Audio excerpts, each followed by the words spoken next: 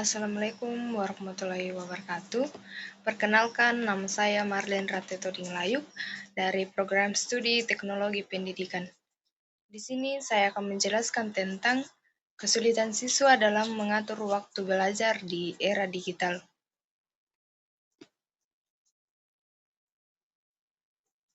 Baik, kita masuk di masalah atau tantangan pembelajaran.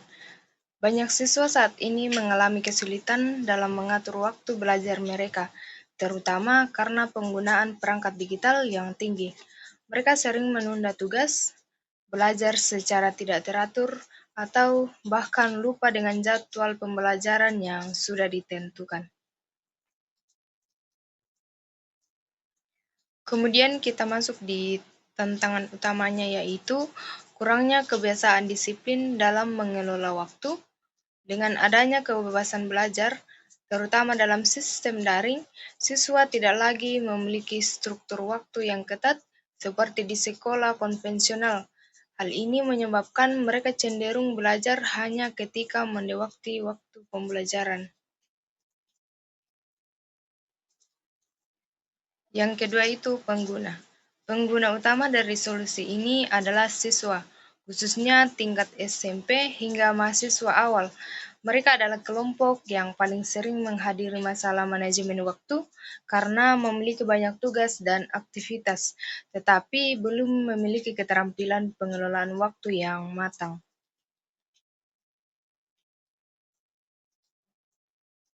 Kemudian pengguna kedua adalah guru dan dosen. Mereka membutuhkan cara untuk membantu siswa tetap terorganisir, misalnya dengan mengingatkan tentang tugas atau memantau proses belajar siswa secara sederhana.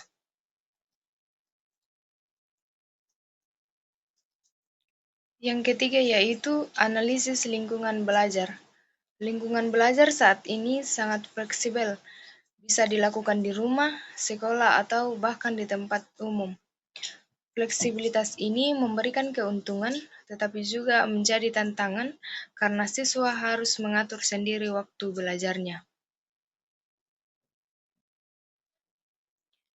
Yang keempat yaitu analisis kebutuhan pembelajaran. Siswa membutuhkan bantuan untuk mengatur jadwal belajar secara terstruktur, namun tetap fleksibel. Mereka membutuhkan sistem yang bisa membantu menyusun prioritas tugas dan mengingatkan tentang waktu. Selain itu, siswa membutuhkan dorongan motivasi agar konsisten menjalankan jadwal yang sudah dibuat. Kemudian yang kelima yaitu kebutuhan fungsional produk. Produk dapat memiliki fitur jadwal belajar otomatis, di mana siswa bisa memasukkan tugas dan sistem akan menyusun waktu belajar yang optimal. Fitur ini membantu siswa menghindari penumpukan tugas di akhir. Yang keenam, kebutuhan non-fungsional. Aplikasi harus ringan dan tidak boros baterai karena akan digunakan secara rutin setiap hari. Jika terlalu berat, siswa cenderung tidak akan menggunakannya secara konsisten.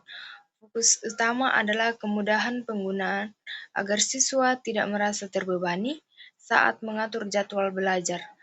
Keamanan data juga perlu diperhatikan, terutama jika aplikasi menyimpan data pribadi dan aktivitas siswa. Yang ketujuh, teknik pengumpulan data.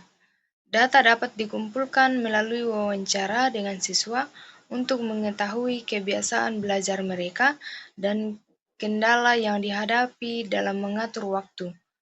Pertanyaan dapat difokuskan pada pola belajar, penggunaan waktu, dan tingkat kesulitan dalam manajemen waktu.